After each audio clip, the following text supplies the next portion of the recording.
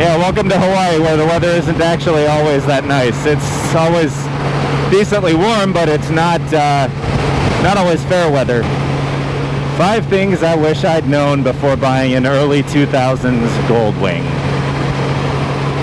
Number 1, the early Goldwings had ECM issues, and those ECM issues show up as a F1 light that blinks to tell you that you've got a bad knock sensor or a knock sensor signal. You're getting knock on either bank, but it's actually an internal failure of the knock modules in the ECM. I did a video on that, posted to my Greenbelt Group channel for my computer repair business. I'll put a link in the description so you can see it. I didn't cover every aspect of it because there are a lot of write-ups on forums, and I wasn't the person who discovered the actual cause. That was somebody much smarter than me. But I did effect the repair, so this ECM is still the original with the original tune. And it now works. But when I bought the bike, that was one amongst many obstacles. The second thing that I wish I'd known is that low mileage on these does not equal good reliability or good repair. In fact, low mileage is something I would encourage people to stay away from on bikes this old, because it means that it sat around for a long time. And that's not altogether bad, but generally speaking, if someone lets the bike sit for too long, that probably means that they're not maintaining it very well, or not actively maintaining it, because it's just not getting used. And that comes with its own set of unique problems, and in the case of a Goldwing, that can lead to some very severe issues.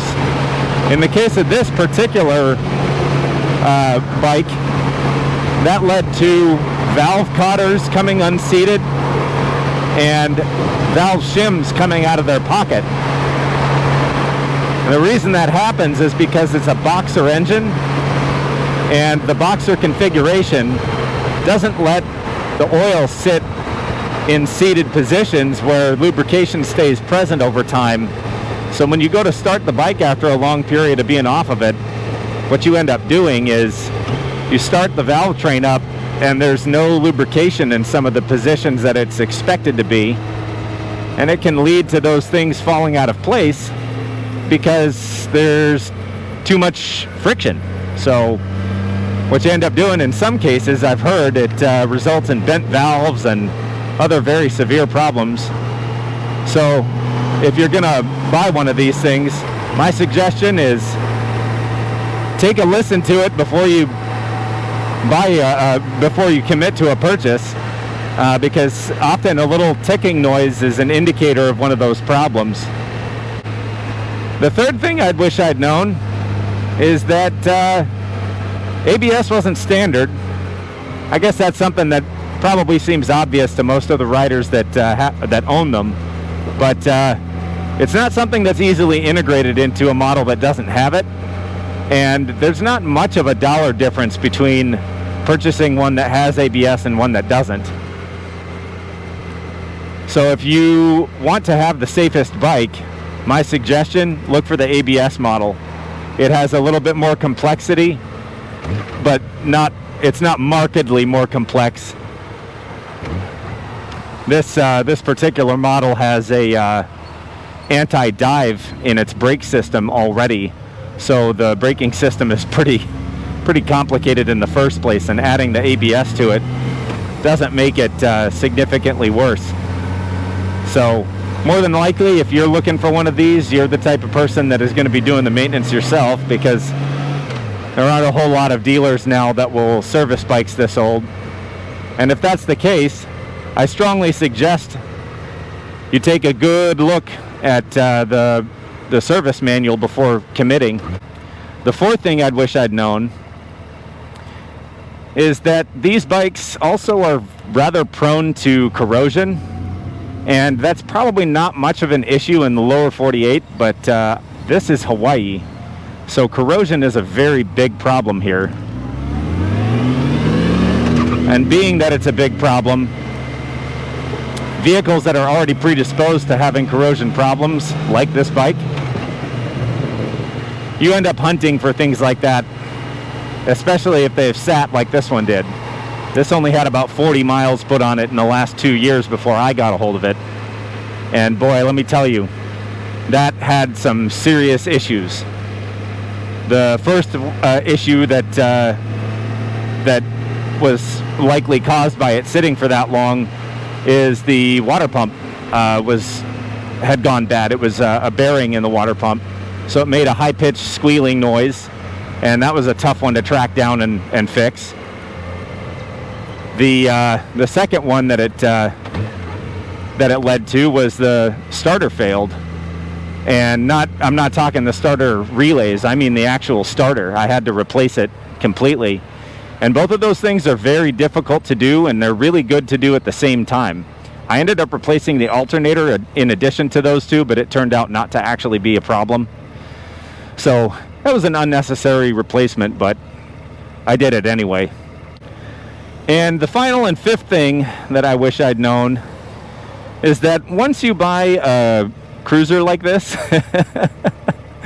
and you have all the creature comforts, it's a really tough thing to go back to bikes that don't have those things. So I think that would be my cautionary tale. If you're gonna get one of these bikes, yeah, it's big, it's heavy, it's unwieldy sometimes, but there's a bit of a learning curve for understanding how to use it safely. But once you get that down, it's really, really hard to let go of having cruise control and having nice wind protection and all the accoutrements that come with a Goldwing or other models that are like it. Okay, we're coming up to my meet, so that's my top 5. Thanks for watching. I'll be posting other videos as I get the time with some other pointers or information about this thing. And yeah, that's it for today. Thanks for coming along.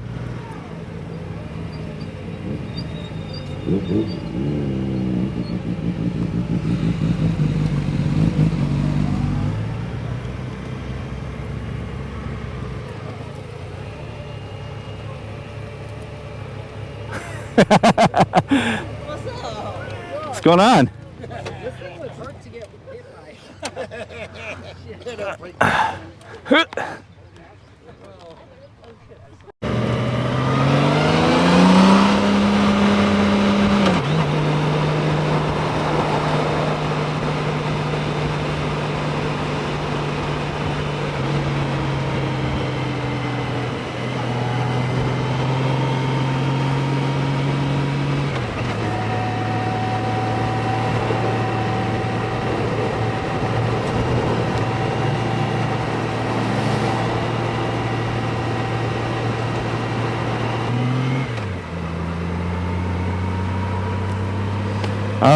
Bonus, when you're going to look for one of these things, there is one key issue that plagues not just the early models, but all of them, and that's transmission issues.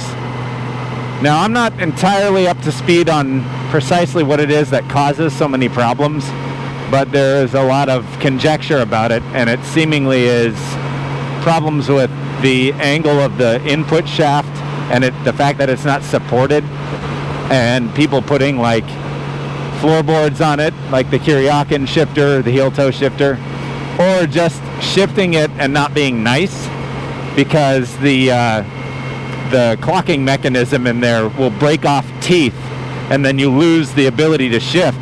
They call it the ghost shifting problem. So it's obviously not really a way that you can know if it has that, even if you ride it, because there's no guarantee that you're gonna feel that symptom. But that's a risk you take if you want to buy one of these. So yeah, keep that in mind. Thanks for watching.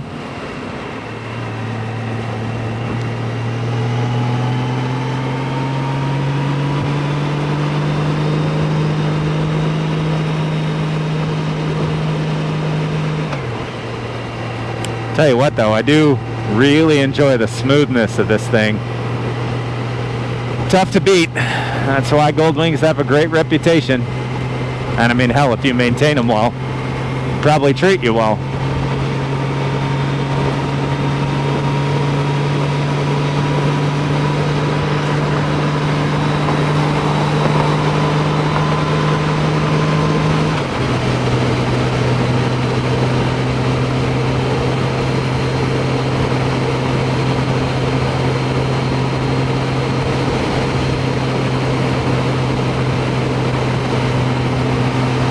You know, I get it.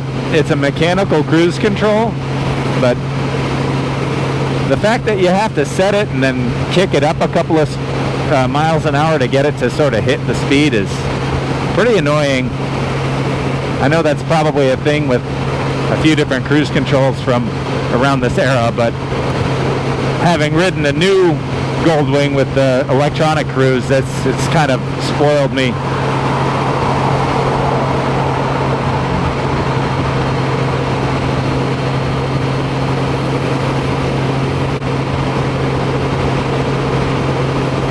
I really enjoy having you guys come along and watch. I like knowing that I'm able to convey some kind of knowledge of use to people that are interested in the same hobbies I am.